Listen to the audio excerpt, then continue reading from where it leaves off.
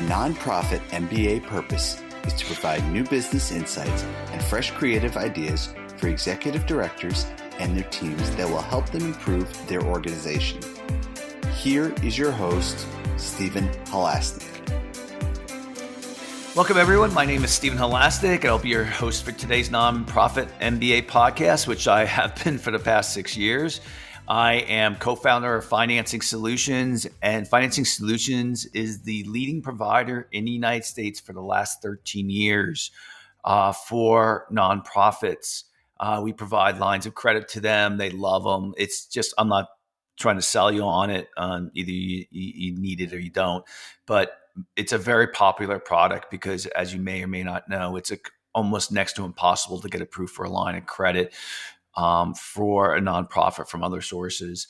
So if you're interested in learning more about the product, please visit our website at nonprofitmbapodcast.com. And today we have a sponsor, as we have for a while now, Araize Fast Fund Online. It's spelled Araize. That it is excellent accounting software that is made specifically for small to medium-sized nonprofits. It also has fundraising in it and payroll. It's all in one single solution. It's so much better than QuickBooks. As I mentioned before, one of the nonprofits I'm on the board on, we switched to them. We're really happy with them. And if you're interested in learning more about this product, it's not expensive at all. Please visit their website at araize.com, ARAIZE.com, and you can learn more. Today, I am extremely excited to be speaking with Michelle Merritt from D&S Career Management, and with Michelle, she's drawing on over 20 years of corporate career as a Fortune 500 recruiter and corporate culture executive. Michelle provides a wealth of experience for her clients, and today she guides executive leaders through the end-to-end job search process, for resume writing to negotiating offers. She is recognized as a civic and local leader, and she serves on several community and volunteer boards. And also she has the Guinness Book of World Records for the most funds raised for a nonprofit. Is that correct, Michelle? It is not. I do have a Guinness record, but the Guinness record is actually for the largest high heel race in the world that raised over $100,000 a year for a local nonprofit in my community. A high heel race? Did you say that? Yes. So, are you familiar with an event called Walk a Mile in her shoes? No. Tell me about it. Many of your listeners probably are. It is an opportunity for primarily men to walk a mile in red high heels. You'll see the size 13 men's red high heel behind me if you're watching the video. And 4-inch red high heels, men step out and walk a mile. And they raise funds to as sponsors. They get sponsors for that event. And it's all that money is donated to rape crisis centers, sexual assault treatment centers, and gives men the opportunity to speak up and speak out against sexual assault. So in 2010, Fort Wayne, Indiana, set the Guinness record for the largest high heel race in the world, and I was fortunate enough to chair that event that year. So this is actually the Guinness record right behind me. Oh, cool. What made me think of it is, okay, so we're going to walk in high heels to support women's causes. Well, it doesn't have to be women, but what would the women do to support a man's cause? Women actively support men's causes every day of their lives. I knew that was going to come, but know what? Isn't that a little sexist, honestly? I mean, we get called on sexism all the time, but what would you have to do to support, we're walking in high heels. What would you have to do? Can you think of one? I think of lots of causes that I support every day. That's not what I meant. Yeah, that's not what I meant. I meant like you're doing men are doing the high heels. What would women have to do to walk in our shoes? We'd comfortably wear flats. Yeah, but that's easy. The high heels is impossible. So it's not impossible. We do it every single day. I get it. Well, very good. So let's jump into today's topic: executive resume and career management advice for nonprofit leaders. So to start off the bat, what do you think you get called about the most when it comes to nonprofit leaders, when it comes to executive resume and career management? What do you think you get called about the most? From a resume standpoint, we do both resume creation and we do executive coaching throughout the career transition. From the resume standpoint, what we see with nonprofit executives is really the need to tell the story in a way that highlights accomplishments and achievements and what sets you apart from your peers, not just the task and the doing, right? But the Gotcha. actual outcome. And that's where people most often struggle with their story is I can tell you everything that's in my job description, but have I really kept track and kept account of everything I've done and the accomplishments and the outcome for my organization Yeah, or for yeah. my constituents, for my board, etc. Yeah, we I call that anchors. Mm, Anchor, like what is it that you've really accomplished that you can point to instead of just, I've worked for this company for 20 years, mhm. Is that what Right. you're saying basically? Absolutely. Yeah. Yeah. Absolutely. So we want to do more than tell the job description, right? We want to talk about the impact you've had. You've transitioned, you've transformed an organization. That's great. But there's more than the doing of the transformation. It's the outcome and the impact of the work, specifically with data and metrics where available and appropriate, because they allow the reader the opportunity to understand the depth of your responsibilities. I always remind people that your resume is about you, but it's not for you, it's for the reader. And that's a shift from the traditional way of thinking about a resume. Do you find that nonprofit leaders thought process in regards to their resume and even the way they first design it is significantly different than the way a for-profit executive would design their resume? I think often for profit executives are already focused on the vision and the overarching leadership of the organization, where often nonprofit executives are tasked with so many additional things, right? You all are doing multiple jobs at one time. Not that for profit isn't, but you're expected to do it because people are banking on your passion for the subject, and that makes people ask you to do more, I think, sometimes. And so you're so focused on the doing that again you forget to take account of what you've done. Do you find that I don't know? Well, you get into career advice too. So Hmm. do you find that that's a fault of a nonprofit leader that they're not focused on the end result as much, and it's obvious that they just don't often have all the resources that often it's easier for a for-profit executive to stay very, very focused on results because they often have other people they can delegate to Right. much easier, right? Do you find that a nonprofit leader, once you give them career advice, and I don't know if you get this much into the depth, they once they see how their resume should be written based on more results oriented, do you think they change their behavior after that? Some do. Some Uh, do. We coach clients not only in the resume building, but also in the career search process to begin really thinking about how they articulate those accomplishments and those achievements, right? How they take ownership. Oftentimes, we will hear nonprofit leaders say we more than they say I, yeah. right? Because they're focused on the team a little bit more. And so we want you to start taking ownership of those achievements. So when you're in the interview conversation, when you're in a networking conversation, you want to make sure that you're using I, that you're taking ownership and saying I and being willing to claim the accomplishment and the achievement. What what percentage of the time are you dealing with a nonprofit leader who says, "I want to get out of this space. I want to move back into outside of the nonprofit space." What percentage of the time do you deal with people like that? I would say of our nonprofit clients, it's about a 50-50 split. So it no. So what I was asking. So let me clarify my question, and maybe you answered it the way I was looking for. So you're dealing with these nonprofit leaders, and they say, you know what, I'm sick of the nonprofit space. I Hmm. want to move out of that. I want to Hmm. go to the for-profit. Is that what is 50-50? Right. I would say 50% of the time, a nonprofit leader comes to us and says, I'm ready to move out. Yep.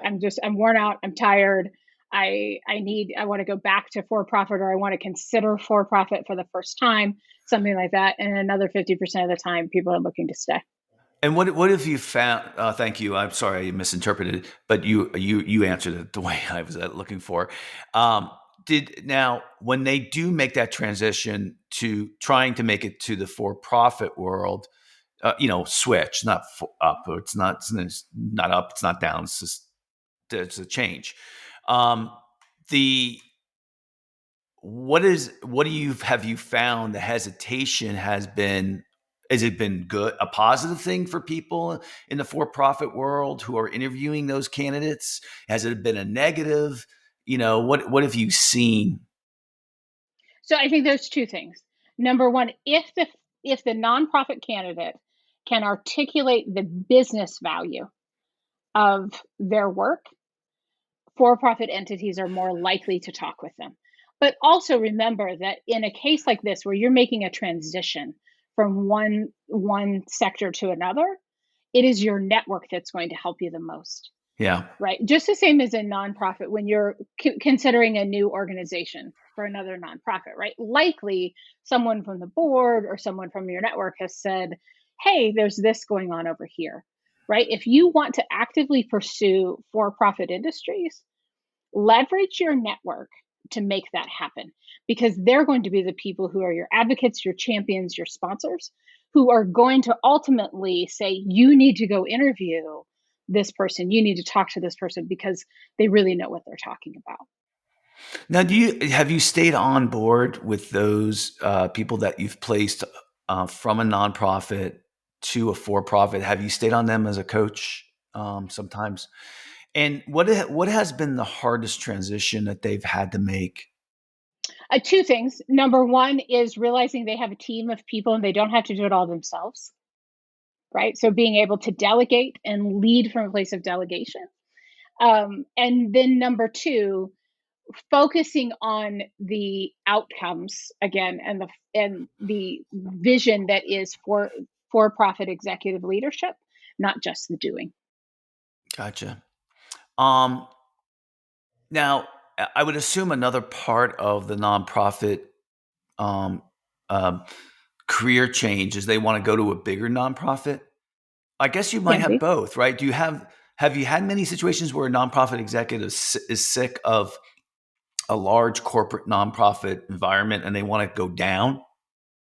Once in a while. That's less frequent than people looking for the larger ones. But they're looking And for the that larger one. compensation, that's based on compensation. It's a compensation thing. Okay, I Yeah. gotcha. So when the people, when executive directors or whoever in a nonprofit goes from a smaller nonprofit to a larger nonprofit, I would think the conditions that you just told me exist again, where they have to learn how to delegate more because they have more resources. But where have you seen the difference in how someone has to change going from a smaller nonprofit to a bigger nonprofit? It's articulating that value and that understanding of a larger board, that understanding of the bigger purpose, the understanding of bigger leadership components, right? So vision, forecasting, finances, all of that becomes larger, as you Yeah, know, right? I yeah, mean, so we have to be able to demonstrate that we have those leadership abilities. And so that yeah, might be in articulating what you've done for a large event or for fundraising, or challenges you've solved for your team, things like that, working directly with your board, working with committees, things like that. There are multiple ways to demonstrate that, but you really have to show that bigger picture leadership when you're making that step forward. How big would a nonprofit organization need to be before they start decide that they're going to hire a headhunter to find the right executive director to come in? 20 Oh, million? I think that depends greatly on the organization, Uh, right? I think that, and it depends on the board, right? yeah, Some boards are really willing to dig in and do the work of putting together a search committee and finding that person themselves. Others feel that that's not a wise use of their time and resources. So Yeah. it varies greatly depending on the board. So now you've been doing this for over 20 years, and during that time frame, actually the last 30 years, we've seen, online job boards and, are online job boards as big as they used to be in career searches? They are. They're not necessarily at the executive level. They're not your best resource, however. So 85% of jobs are found through people we know, not Yeah. through applying online. That's a statistic that comes directly from LinkedIn, and they own one of the biggest job boards, right? So what we know is that with 85% of our ROI coming from our network, that's where we need to spend 85% of our time. So to translate that in a 5-day work week, 85% of our time looks like about 4 days a week networking and 1 day a week applying online. And what for nonprofit executives, what is the leading job board for them? I would still say it's LinkedIn and Indeed. Okay. Those are still your two best resources out there. But again, focus on that network first. Is Monster still around? It is. It's not as popular for executive positions. Yeah, yeah.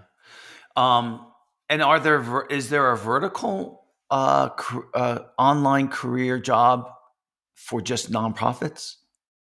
I don't. There probably are. I'm not as familiar with those because, again, we coach our clients to really focus in on their network first. Yeah, yeah. So most of the listeners today are smaller nonprofit organizations. They're under 5 million in revenue. It could be 100,000 in revenue. It could be smaller, whatever. Sure. And so let's say you've been an executive director at, your organization for a couple of years now. Although, I think the average tenure is 18 months. I Probably. think something like that. So anyway, so you've been at your organization for a while and you want to make a change, and you're listening today to this podcast.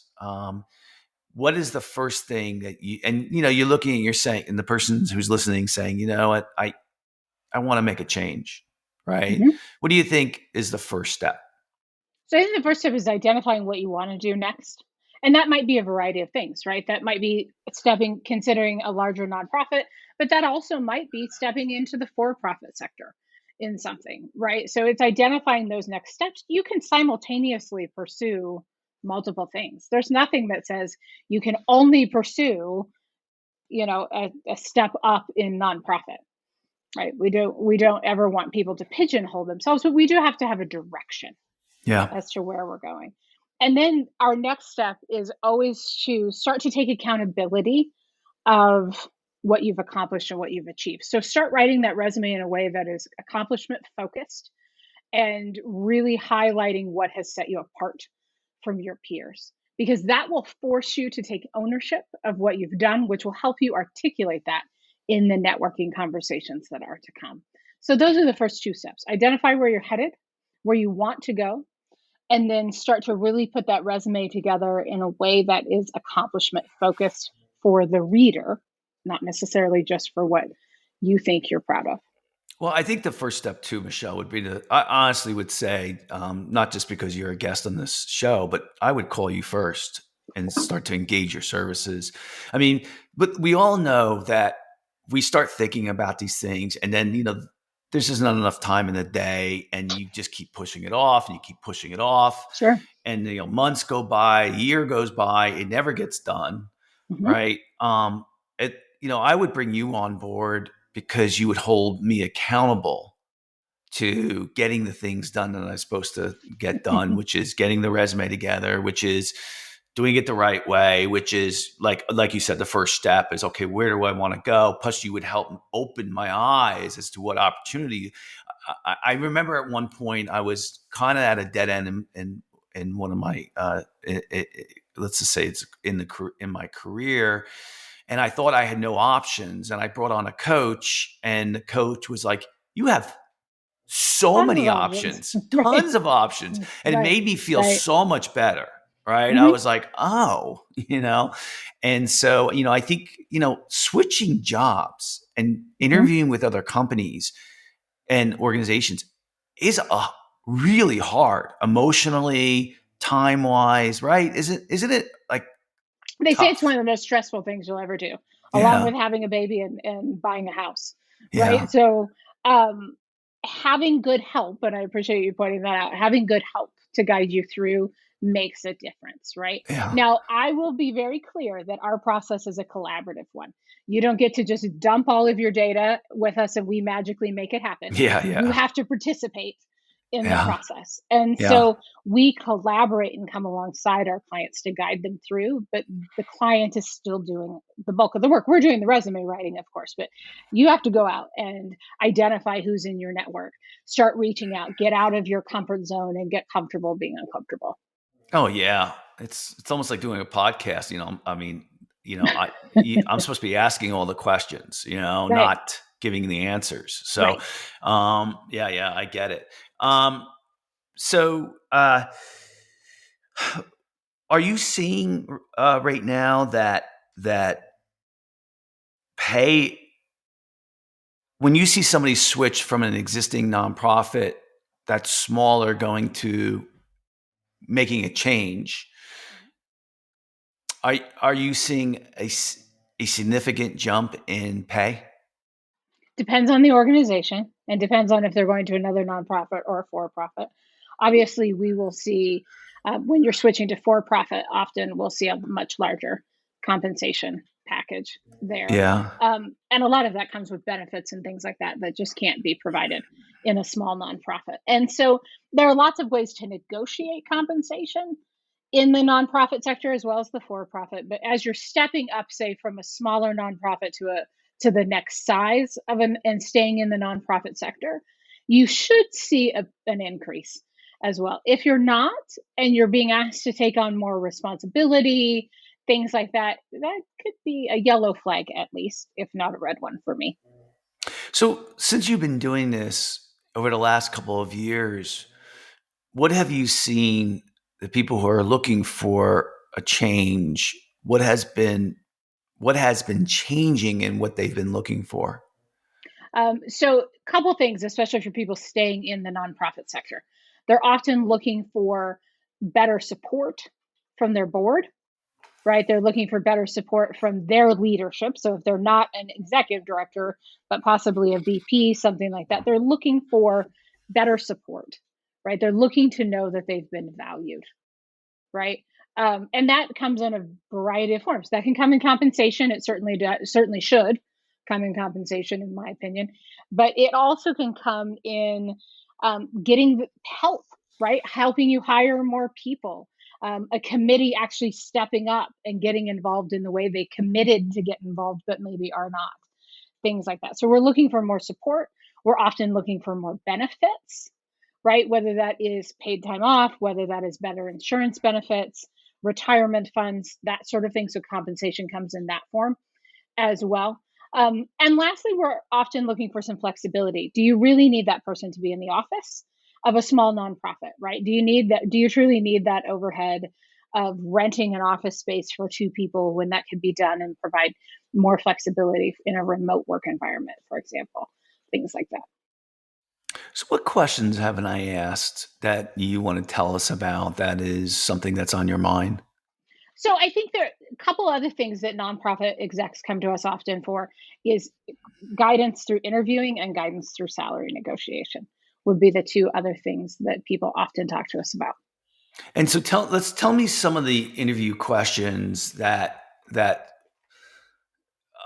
you are obvious to you that they will ask, but is not obvious to a nonprofit director. Now, you talked about one already, which is, making sure you counsel them to think of the measurements or results that they've achieved, Sure. right? So, I mean, I'm assuming once you get that on a resume, when people start asking you questions, it's easier for people to start moving into that train of thought where, I increased my organization revenue by 80% of the last 2 years or whatever it is. It's that once you can change your vernacular conversation that way, if that's the right way to put it, then it gets obvious. But what are some of the things that you have to often tell your clients? You need to be prepared on this one. Yeah. I think the biggest thing is being willing to have a conversation, right? So know your topics going into. So there's the dreaded tell me about yourself question. I'm happy to see that many organizations are starting to do away with the tell me about yourself question. Because candidates often give information that is illegal to share. And so as a result, companies have just quit asking it. But there are several, especially in the nonprofit sector, who will still ask it because likely if they're not using a professional recruiting firm, the people putting the interviews together are not experts at interviewing, right? They're board members who come from finance or marketing or something like that. So they're not accustomed to interviewing people. So the tell me about yourself question is always an important one. But then it's also the tell me about a time when, those case scenario sort of questions, right? They're looking for you to answer most likely in what we refer to as the STAR interview method.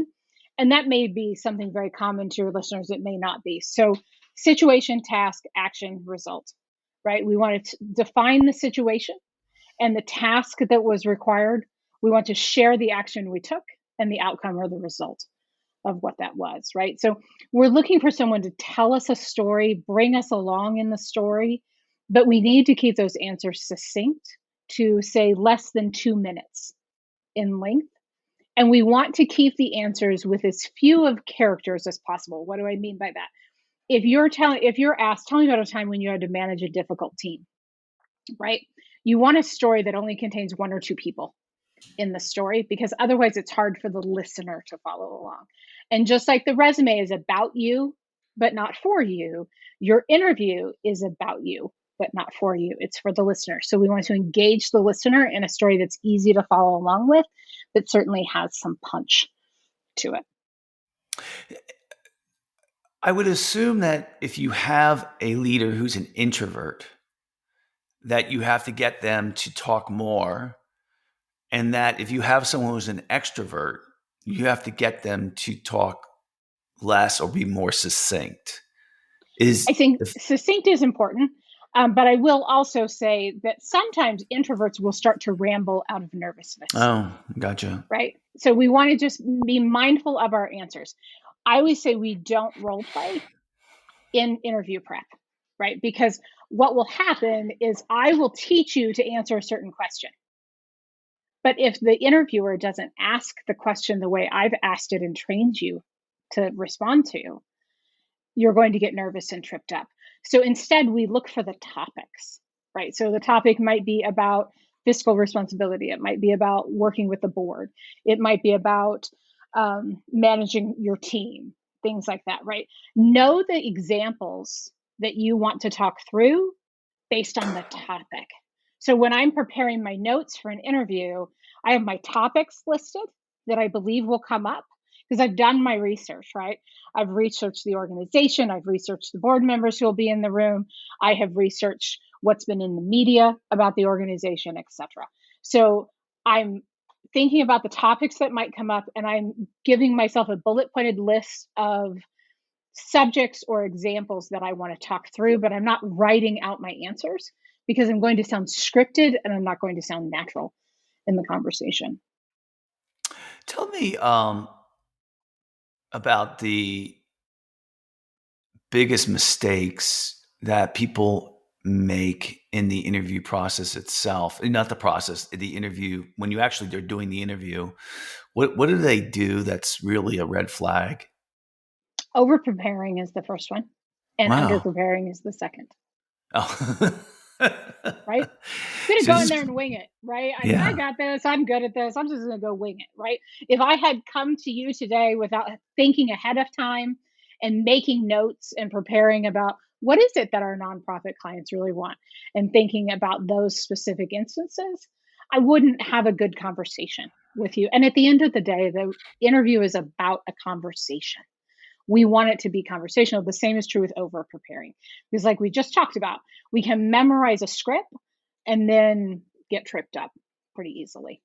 It actually happened to me in an interview that I was doing. It was an 11-person panel. I knew 8 of the people on the panel. That interview was mine to lose. And 3 different times, the gentleman at the end of the table asked me a specific question. It was not the way I had rehearsed it. And I literally heard the Peanuts teacher, the want sort of thing. And I couldn't answer the question. Was he one of the 3 people that you didn't know? Correct. Yeah. Mm-hmm. Yeah. And that's why he gave me the opportunity to respond, to come back to the question 2 or 3 times, because he knew I knew everyone else at the table. Yeah. He was being very generous. Was it a gotcha question where he was Not at really all. trying to? Not at No. all. Huh. Not at all. And the moment I hit the lobby doors of that office complex, I knew the answer. And I almost ran back in and like screamed it at them. Yeah. But they had already dispersed. So it really does happen. Nerves get the better of us sometimes. And when we over prepare, that tends to be the critical piece. The other thing I'll say is engage the interviewers in a conversation. Yeah. Right? Especially at an executive level, this interview should be a conversation. If they're allowing 8 questions to be asked of you, followed by 2 questions that you can ask of them and no conversation in between, that's a red flag to me, right? We're all supposed to be putting our best foot forward in these conversations. And if their best foot forward is only allowing you to ask 2 questions, boy, I'd be cautious there, right? Instead, find the themes in the interview. So what do I mean by that? If someone is asking lots of questions about toxic employees, how do you manage difficult people? How do you bring in change for your team? How do you handle the meeting after the meeting? Things like that. If that interview is full of questions like that, ask them, hey, I'm detecting a theme here. Tell me what's going on with your people. Because I'm noticing you're asking a lot of questions that way. What's up? Yeah. So it's been 37 years since I've actually, 35 years since I've actually interviewed for a position. Lucky you. Yeah, but I've interviewed thousands of people, right? For me to hire them. Not just in interviews, but that's the topic right now. I can tell how smart somebody is based on the questions they ask me, not what they tell me. And often if I'm in an interview and I have to ask all the questions, I'm not as enamored with that candidate as I am with somebody who puts me on the hot seat, and asks me a lot of questions about the company. Right. So if someone does that, then I'm like, oh, this person is really on the ball.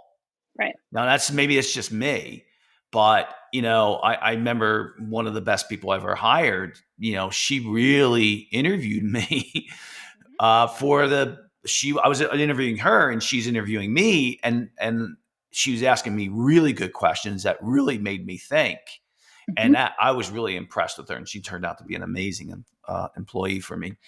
So I agree with you. So, and I'll articulate it this way, but you tell me if you think this is the right way to go. And I think if the people who are interviewing you, whether it be a board or a person, has all of the control in that interview process, then you've made a big mistake. That it should be almost like a 50-50 split. Like you should be asking as many questions as they're asking. Is that fair? I normally go with a 60-40 split. Let them ask 60% of the questions. But yes, I agree. I think that, again, it's a red flag. It's a yellow flag at least. But for me, most of the time, it's a red flag. When someone doesn't allow me to engage as the executive in the room, you're called there because you are the expert on you. Right. And so this is your opportunity to interview them and find out their expertise about the organization as well. So again, look for those hidden themes that are coming up in the conversation and fire back questions, not in an aggressive way, but hey, tell me about this. What about this? Oh, okay, you've asked this. What if we go here? Yeah. Sort of thing. Yeah. And I think I don't like, Michelle, the idea that they're giving you an opportunity. I don't think you should have an opportunity. I think you should be looking for those opportunities.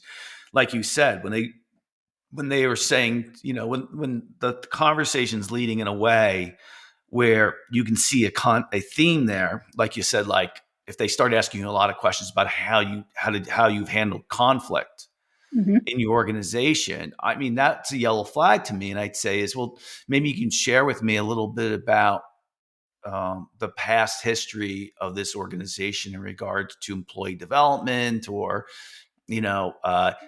conflict resolution. Has there been an issue in the past that that you can tell me about? Right. Well, I have a client right now who is interviewing for a large nonprofit organization. The prior executive director left in quite a media frenzy in their community, right? And so, in doing her due diligence, she has found out about a lot of these things going on. She needs to go in and ask about these things, right? To say, okay, I've seen the media, I've heard the media side of what's happened here. Tell me your perspective on what went wrong and what needs to change.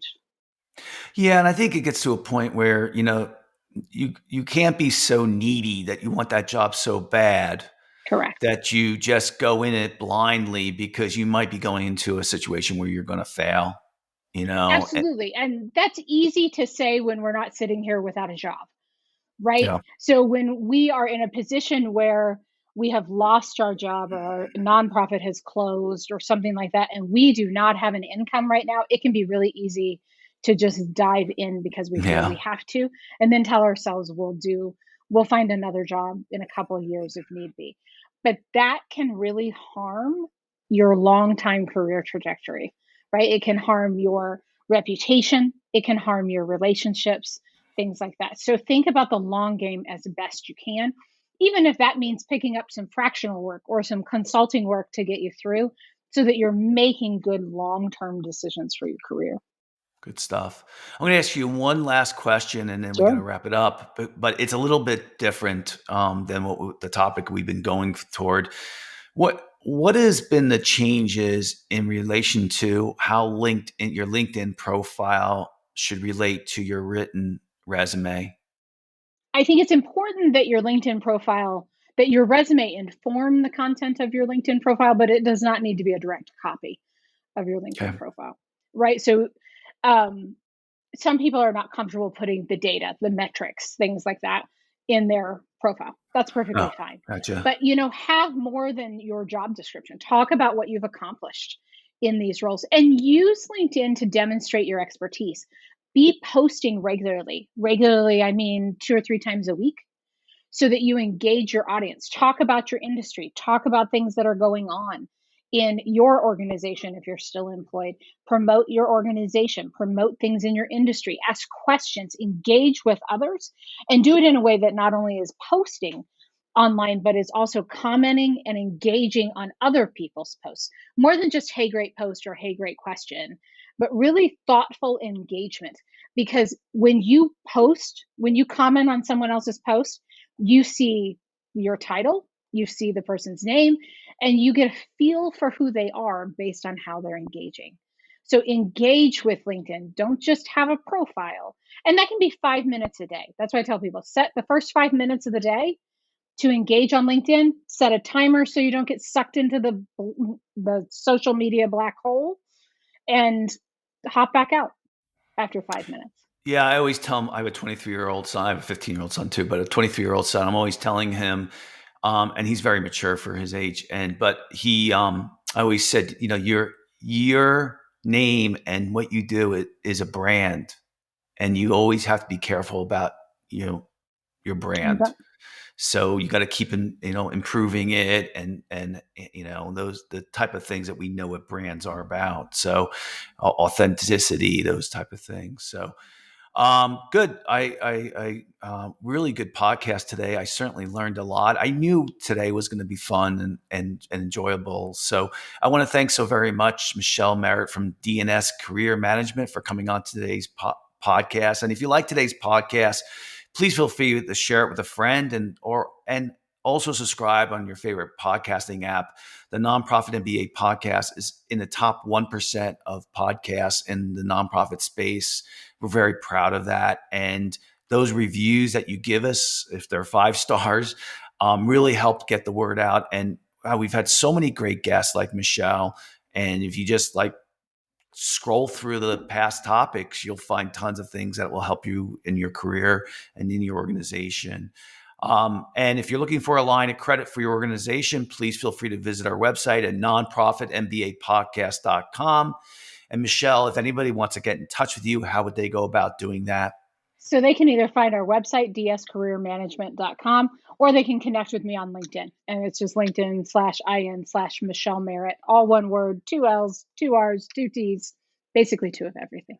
Yep. Great. So it's dscareermanagement.com. Correct. So, yep. Sounds great. Okay. All right. Well, thanks for coming on. All right. Thanks for having me. So I want to end today's podcast as I always have, and I want to thank our listeners, not just for listening. I thank you for that, but for trying to make the world a better place. It's a rough and tumble world out there, and every day you guys are out there trying to make the world better for us all. And I thank you for that. I just want to remind you that you are no good to your family, your employees, your friends, yourself, if you don't take care and think of yourself first, because I know that you're all very compassionate out there and caring, and you think of everybody else, but you don't think about yourself as much. And you need to kind of do that every day. Think about, okay, what can I do today to keep my sanity? And because saving the world is a marathon, not a sprint. And so make sure you're doing the right things, you're exercising, you're meditating, you're praying, whatever it does for you to center yourself and to be whole again so that you can handle this rough and tumble world out there. So just please keeping that in mind. And I want to thank you again for listening to the Nonprofit MBA podcast.